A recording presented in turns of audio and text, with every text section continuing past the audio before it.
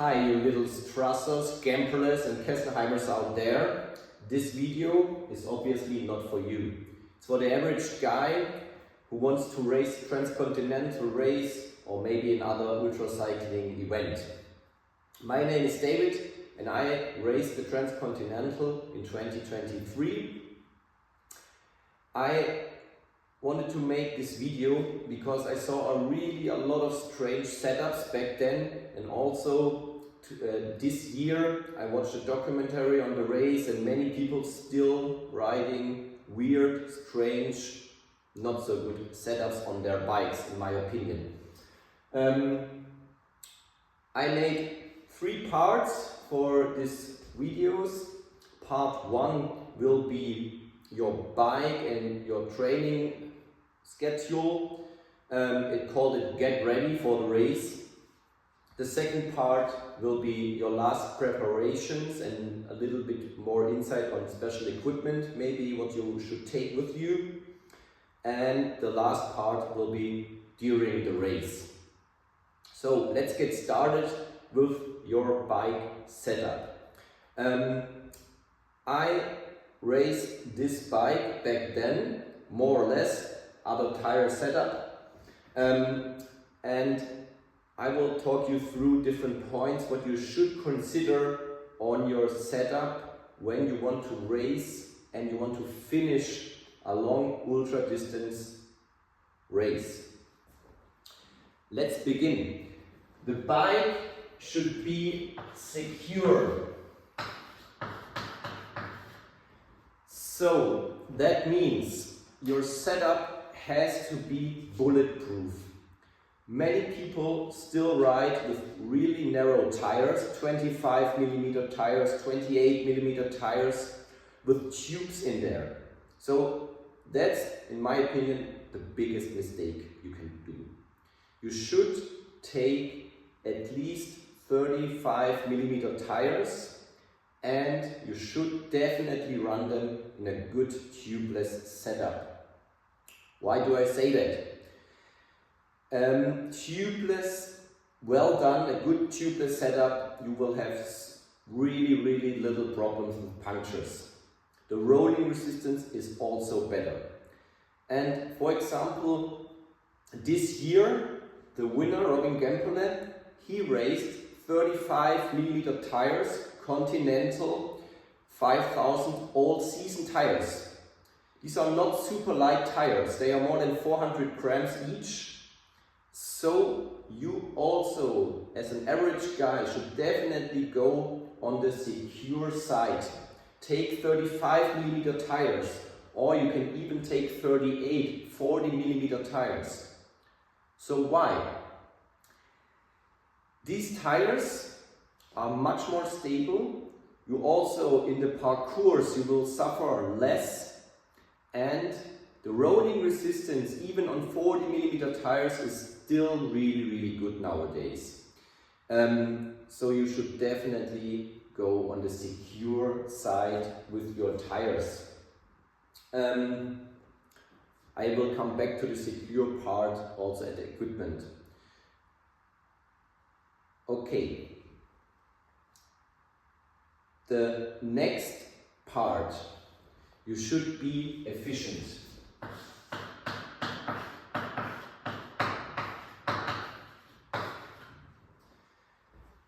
And what that means, I will show you here. This bike that I raced back then, it's more or less the same now. And what I will show you is just a demonstration. You can pick all you want with your setup, but there are some essentials. If you look from the front at this bike, it's super aerodynamic.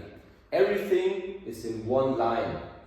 So you don't want to have stuff here or at the back like this. You all want it straight. You can even take the bag and put it in your aero bars. Still, your bike is one nice lane. And it's really aerodynamic. And this will be super important during the race. You cycle every day like 300-400 kilometers, A lot of the race is in the flat, so you will do your miles in the flat. So this aerodynamic position is super important. Yeah? And that's what I mean with efficient. And also, again, we come back to the tires. You need a tire setup that keeps you running. You don't want punctures. You don't want to get stressed out in a parkour with 4 or 5 pinch flats or whatever. So efficiency means you keep your bike running all the time. You are in a good position, in an aerodynamic position. If you look from the front, compare the normal position on your bike to the aero bar position, you will save about 30 watts when you're going like 30 or 35 Ks. So this is much more than all the tire can save you or whatever. So this position, this aero bar position, has to be your #1 position, and your setup has to be perfect around this aero bar position. You can also see that I turned in the levers a little bit. I have a nice handlebar, so if I go down with my arms, I get in these spots perfectly. So this is also really comfortable, which gets me to my next point. The bike has to be comfortable. It has to be extra comfortable.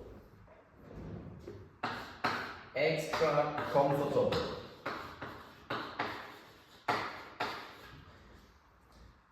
And as I just mentioned, the comfort from your bike is your handlebar. It has to be really nice. Also your stem. Don't take it too long. You have to really feel quite balanced on your bike. The aero position. You can see here that I rise up the aero bars in the race, and I used another stem that went more upwards, so it was even higher up. You don't need a super stretched aero position. Like here, you need a really comfortable aero position. You need an aero position where you can ride hours and hours and you can nearly fall to sleep in your aero position. This is how it should feel. Extra comfortable. There are some other points in this category. Extra comfortable, of course, means your saddle and seat post. So in the race, I used a special carbon seat post that flexed a lot. I tried a lot of saddles till I found the one saddle that was really perfect for many hours, for days in the saddle. It doesn't help you if your saddle is 2 or 3 hours comfortable. It has to be comfortable for 10 hours, for 12 hours, and the next day, and the next day, and so on. One thing that really shocked me when I was at the race start, and I was of course also quite nervous, and I looked at my bike and I looked at the other bikes and thought, okay, what the fuck have I done with my gearing? Am I maybe probably totally wrong with my gearing? Because I ran 34 oval front chain ring, and I ran 42.9 in the back. Yeah, so 34 in the front, and I was like, okay, nobody else has this ratio, and so I was really a little bit worried that I maybe choose the wrong stuff, but at the end it worked out really good. And like you know, many people get knee problems in the race. I myself also had a little bit issues with the knee, and I was super happy in the Alps to have this kind of small ratio of these nice gears when you have to do a few thousand high meters. And in the flat, you need a gearing that you can run the flat in your aero position, that you still go like 35, 34 kilometers an hour, but you don't need any gears that will get you to like 45 kilometers an hour or something, because you don't need that as an average guy. I'm still talking Transcontinental for dummies, not for the badass winners. So this setup was extra comfortable for me because I had low gears. when I was tired, I could still go up the mountains in these gears. And if you have the wrong gearing, if you have really only hard gears, you will suffer in your knees. So I run this setup and I was really happy about it. Okay, of course also your cycling bibs, your shorts have to be perfect. I will come to that later. Last bit, your bike should be really yummy. So what does it mean? You should love your bike, you should love your setup, you want to go on it all the time. Even if I stand next to it, I want to race it. So you should build your bike to your likings and that you really love it. That's the last bit of the setup. Okay, let's move to the next point. I will now talk a little bit about your training plan, your training schedule. I myself, when I decided to race the Transcontinental, I've never ridden more than 100 Ks a day. So I was really not sure how it would work out, and I started about like half a year before, or 5-6 months before the race start. And what I did long distances. I started with 100 Ks, 150 Ks, and then also I started to do one day with like over 200 kilometers, just to see if I was capable of it. And you should do the same. You should check out if you are able to ride 150 kilometers or 200 kilometers a day. As a cyclist, you will still have your normal rides and everything, so that's fine. I will also not go into details or whatever. I will just tell you what I did and what I think is a good plan. So you need these long rides, of course, and you need long rides with a low pace, like you're going really easy all the time, so you can stay in the saddle forever. Yeah? You don't want to race your bike as hard as you can. You want to do it efficient, you need to get your proper position, and you want to do it for hours and hours. What I can also really recommend to you is good heat training. The thing is, once you are over the Alps, riding to the south, and this now really is for the Transcontinental race, it's getting hot. So what you should do is you get your body adopted to heat. Ride your bike in the heat in the summer. Go to saunas to really get your body really well prepared for the heat. It will be hot when you get over the Alps direction to the south. So heat training, in my opinion, is really essential. If you are able, of course, you can also do high altitude training for the Alps, but that's not the main focus on this race. Heat is much more of an issue. I will come to that also when I talk about equipment later. If you are like feeling good on your bike and the race comes closer, around 6 or 8 weeks to the race, you should definitely take 2 or 3 weekends where you plan to ride around 500 kilometers on that weekend. So in 2 days, 500 kilometers, just to get a real feeling how the race will be. During an ultracycling event like the Transcontinental, you want to average like 300 kilometers a day or something if you are not on the best top 10 or whatever. You have to do your calculations and everything, of course, and your goals, but like it comes out like around 300 kilometers.